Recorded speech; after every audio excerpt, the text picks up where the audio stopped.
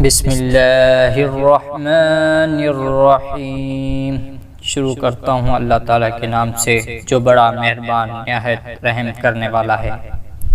اے بنی اسرائیل، میری اس نعمت کو یاد کرو جو میں نے تم پر انعام کی، اور میرے عہد کو پورا کرو، میں تمہارے عہد کو پورا کروں گا، اور مجھی سے ڈرو۔ اور اس کتاب پر ایمان لاؤ جو میں نے تمہاری کتابوں کی تصدیق میں نازل فرمائی ہے، اور اس کے ساتھ ساتھ تم ہی پہلے کافر نہ بنو، اور میری آیتوں کو تھوڑی تھوڑی قیمتوں پر نہ فروخت کرو، اور صرف مجھ سے ہی ڈرو۔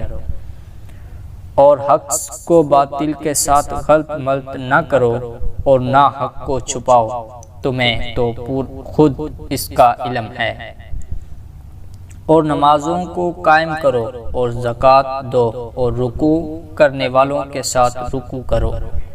کیا لوگوں کو بھلائیوں کا حکم کرتے ہو اور خود اپنے آپ کو بھول جاتے ہو؟ باوجود دیکھ تم کتاب پڑھتے ہو، کیا اتنی بھی تم میں سمجھ نہیں؟